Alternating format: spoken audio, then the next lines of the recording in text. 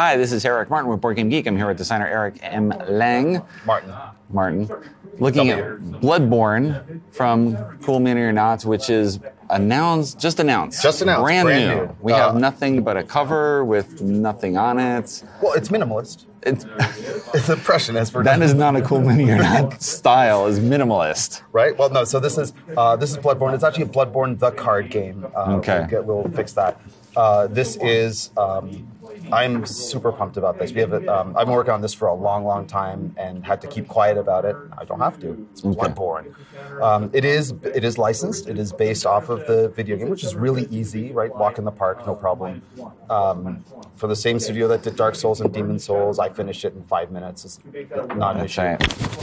You're like, yeah. Done. No, Bloodborne is the first game I think that made me cry during installation. It's crazy. So this is a card game. It is a.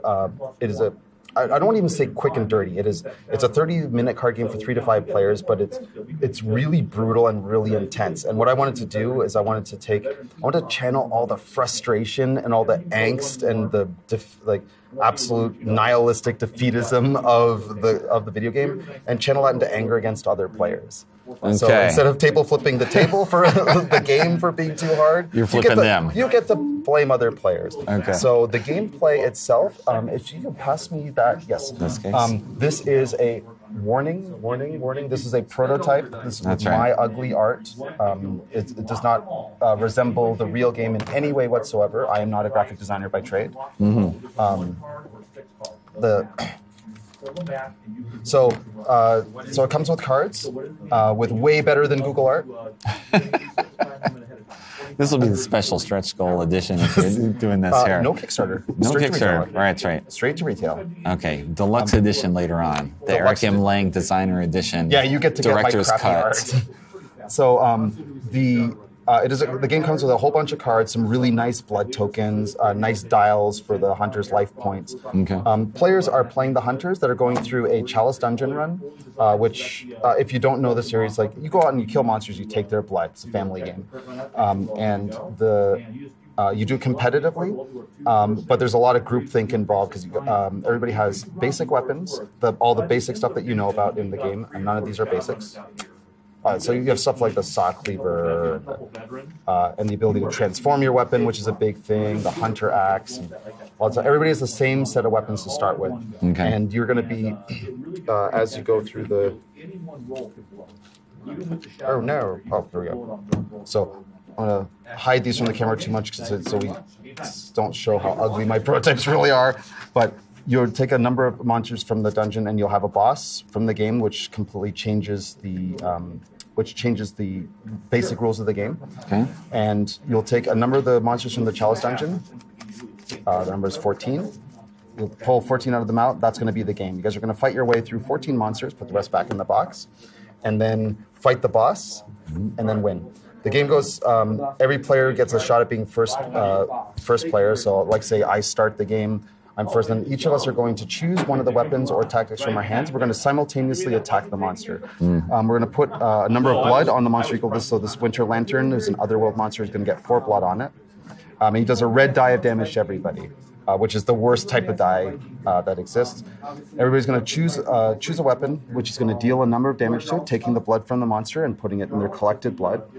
And a lot of these have special abilities as well, which will interact with each other. It's a cool little rock, paper, scissors, daisy chain of effects. Okay.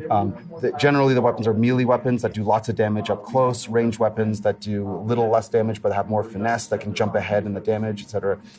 Players, even though players play their cards simultaneously, they don't they resolve in player order. Okay. So you have to know, based on the player order, like who's going to get first crack at the monster. So if, for example, if you're the third player up and if all the blood is gone, you're not going to get any. Right. It'll already be dead at that point. So don't waste powerful cards. Right. And once you've used them, you have to. They're gone until you escape. You play your Escape to the Hunter's Dream card, which pulls you out of combat, refreshes you, and allows you to go shopping for better cards. Okay. So you'll be improving your hand. Once a monster is either going to be killed or escape. If it's killed, everybody who deals damage to it gets a trophy of that particular type, which is cool new points at the end. Okay. However, before everybody's cards resolve, the monster's going to do damage to everybody. Hunters don't have a lot of hit points. The monster's going to roll a die, so I'll hear the monster's going to do. Everybody is going to start off with 8 basic hit points. So this monster's going to do 2 damage to start with, but it explodes. So hold on, it's 2. 5 damage right away. Okay. Everybody's almost dead. Okay, after 1 out of 14. Anybody who dies loses all the blood that they collected. Okay. So there is a card that is a fixed card in here called Escape to the Hunter's Dream, which lets you you take half damage in combat. Still could kill you, but if you survive combat, you can actually pull out, bank the blood, and save it.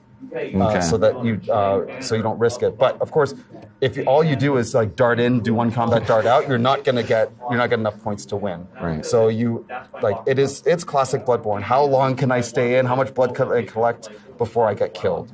And of course, all these cards are highly interactive with other players. So for example, if you play the Blunderbuss is horribly screws other players who played melee cards. They deal 1 less damage because the Blunderbuss does a boom, and everybody has to escape. There's the cannon that does just shoots right into the middle of the fray, and everybody else takes 1 damage. Okay. So players can hurt each other as well as the monsters. There are mini boss fights in here as well. So the mini bosses, they have a special effect on the combat. Like the Cleric Beast players can't heal or prevent wounds during this encounter, and they stay around until they're dead. Okay. So even if we don't kill it this round, he's going to stay around. But then the next round counts as a new round of combat. So however much blood is left in there, that's what's going to count as to who gets the trophy or not. Right. So you do have to spend a lot of time figuring out what you're going to play, who you're going to play against, et cetera, et cetera. And this guy gives you 2 trophies. He gives you a Humor and Otherworld trophy. Okay. And then after all that's done, you guys fight the final boss. And the final boss, after he's dead, whoever has the most, after it is dead, has the most. So Vicar Amelia, by the way, is the boss. In this case, the player's maximum life is 7. So the game's even suckier for players. There's a lot of that in Bloodborne. It's pain and suffering until you die. But if you like that kind of I feel like there should be a bear trap when you open the box. Right. You're describing here. Right. Like you pull it open and something jumps in your face. So if you like games that I want to pack out as much psychological gameplay into this as possible, but keep it simple. I anticipated that a lot of people coming into this are going to be coming from digital games, and they don't. Right, we didn't want to make a big sprawling 2-3 hour game. But I want to capture as much of the best way I could put it is the frustration of Bloodborne into here, but still make it a fun game to win. Okay. And even you're going to die a lot. I guarantee you're going to die. It just happens. I call it a death management game. So how many times am I going to die? When do I get can I afford to die here or not? You die. You don't lose a whole bunch of stuff. You lose blood and you lose some progress, but you're still back in the game. And of course, these cards are made to combo with each other too. So eventually, you're building up a really cool super combo to beat monsters better than everybody else. Right. That's it. Okay. All right. Thanks for the overview.